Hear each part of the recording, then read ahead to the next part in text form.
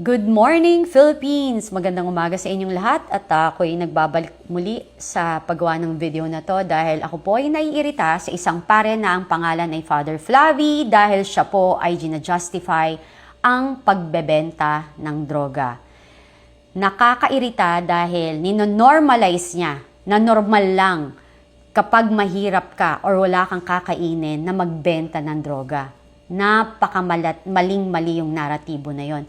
Ang dami hong paraan kung wala kang trabaho para kumita.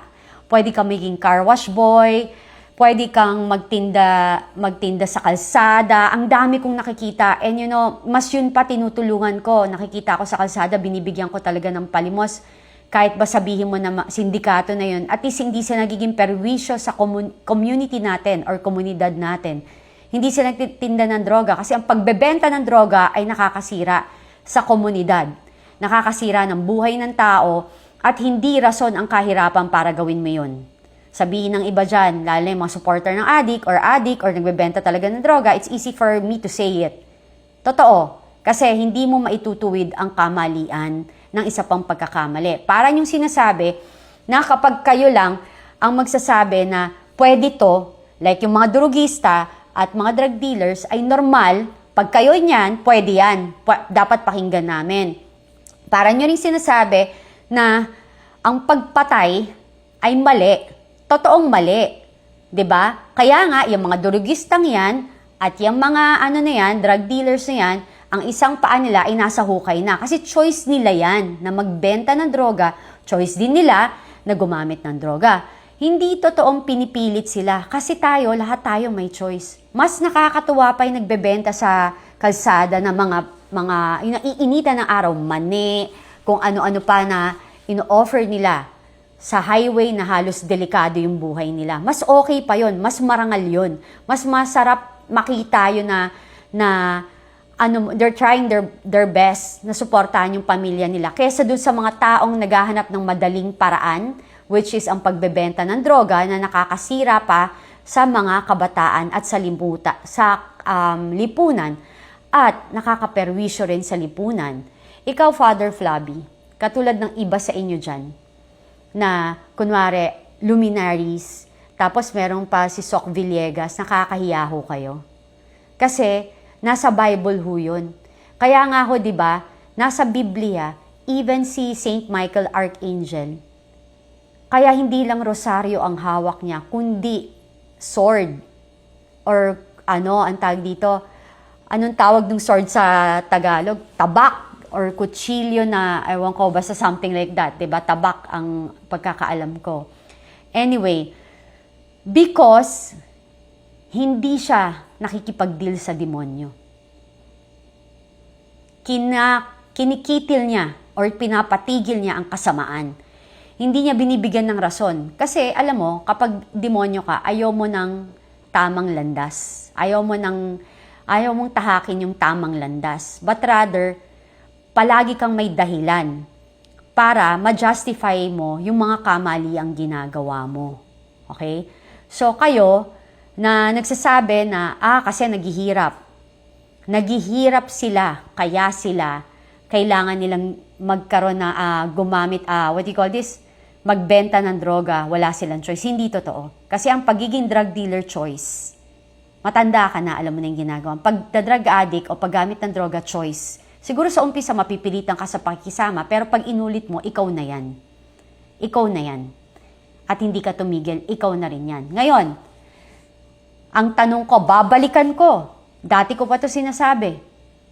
Yung biktima ho nila, yung mga drug addict na may kapitbahay na 2 taon, 5 taon, lola, tita mo, ate mo, pinasok lang yung bahay ng isang drug addict kasi gusto niyang gahasain. Gusto niyang nakawan. Gusto niyang perwisyuhin. Tama ba yon? Choice ba nila yon na maging biktima sila? Di ba hindi? Yung naglalakad sa kalsadang pauwi na isang ama na nagtitipid, hindi halos kumain ng kumpletong meal sa isang araw. Kasi nagtitipid siya at naglakad siya pauwi. Kasi yung perang hawak-hawak niya at kahit bagong sweldo pa lang siya, ay gusto niyang iuwi ng buo dahil gusto niyang ibigay sa pamilya niya dahil mahirap lang din sila.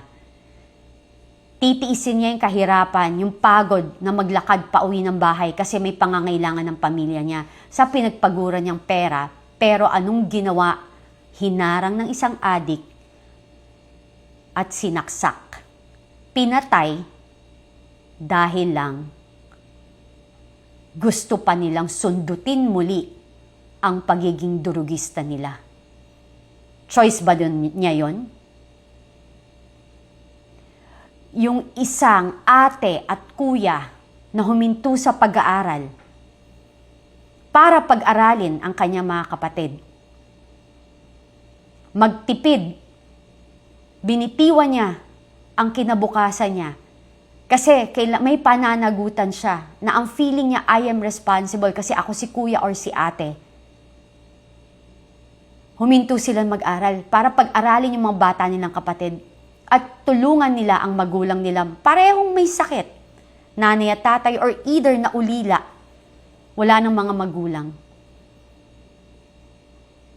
Nangangarap na mabigyan nila ng magandang kinabukasan ang mga kapatid nila kahit sila wala na.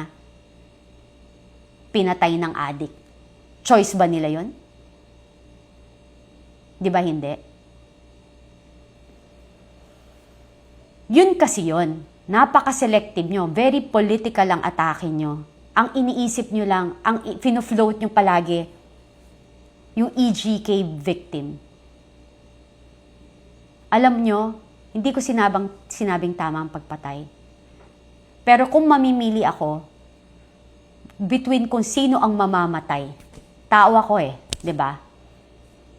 Doon sa inosenteng tao o durugistang ganid na perwisyo sa bayan, pipiliin ko to. Kasi dito, alam ko, hindi ito salot ng lipunan. Kayo mag-isip kayong mabuti. Yung ginagawa nyo, isa rin tong insulto sa institusyon ng mga men in uniform na nagpapakapagod na kitilin or labanan ang krimen sa ating bansa. Isa na dyan ang droga, drug dealing, and mga drug addict and drug user na mga kriminal. Imbis na itaas nyo ang moral, ibinababa nyo. Iniinsulto nyo rin yung mga napatay na mga drug dealers, na mga men in uniform na nagsasakripisyo para ipagtanggol ang ating bayan at kapwa nating Pilipino. Mahiya kayo. Mahiya kayo dahil kayo ang salot sa lipunan na nagkakatawang tao na kunwari ginagamit din ang pangalan ng Diyos. Alam mo, mas nakakahiya kasi pari pa kayo. Kaya ganito yung bansa natin. We tolerate those na talagang tunay na may sala. Pinababayaan natin na maghahasik ng kalagiman yung may mga tunay na may kasalanan.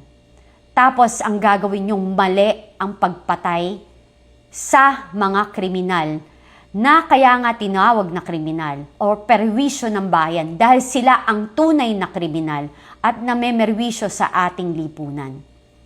Kakapal ng mukha nyo. We are only answerable to God, alam ko yan. Pero para sa inyo, na mga supposedly leader ng simbahan, kayo pa mismo ang nagtotolerate sa krimen na nangyayari sa ating lipunan. Hindi ko na alam saan pupunta ang mga kagaya nyo at saan tatakbo ang mga Kristiyano kung may ganyan tayong mga leader. Mahiya kayo. Magandang umaga sa inyong lahat at ito lang ho ang mensahe ko. Kakapal ninyo.